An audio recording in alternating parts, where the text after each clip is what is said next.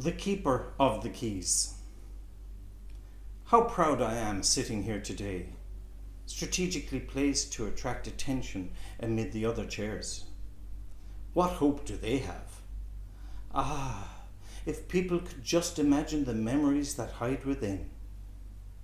As a farmhouse kitchen chair, I was privy to the goings-on of 3 generations of this family.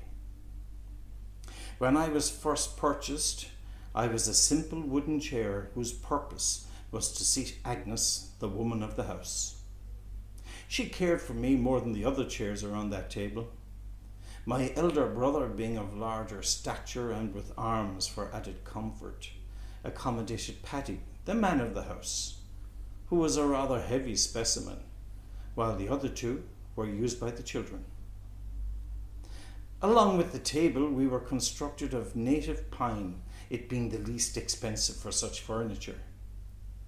They have all long since been lost to me, mainly due to wobbly legs and the like, but I was cared for by Agnes like a child of her own.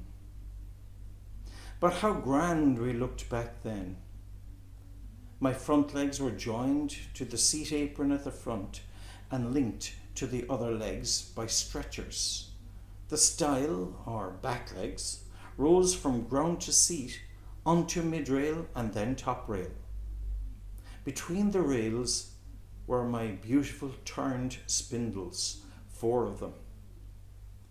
Topping the stiles were the ears, although some call them finials. I always felt that ears was by far a better description. My whole frame was held together by Scotch glue, which was so incredibly smelly, and not in a nice way. To finish, several coats of varnish were applied, and then I looked radiant. In summertime, Agnes would take me out to the back garden to sit and view the river that flowed behind the house. We liked to see the small boats that gently moved about on the evening tide catching salmon.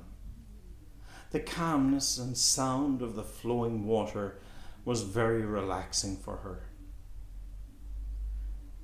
One evening, in a state of drunkenness, Paddy stumbled and broke one of the arms of his chair. Agnes was furious. Next morning, Paddy, in anger, smashed the rest of the chair into pieces and then proceeded to burn it. The screams of pain from the burning timber stayed in my ears for weeks.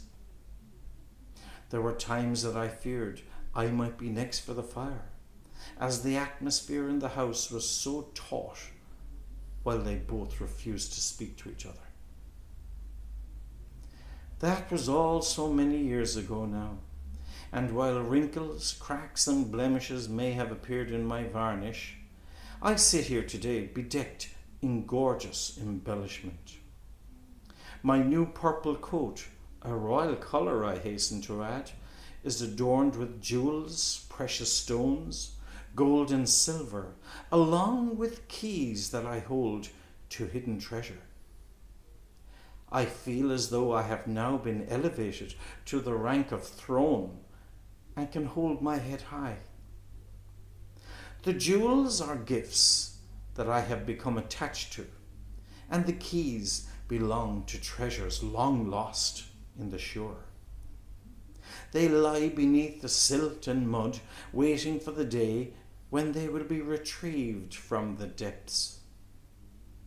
So here I am, the keeper of the keys, dressed in my finest attire, waiting patiently for the day when a net or a line will snag a handle or a lid of a buried casket. Come, come, I say, I hold the keys, but you must find the treasure.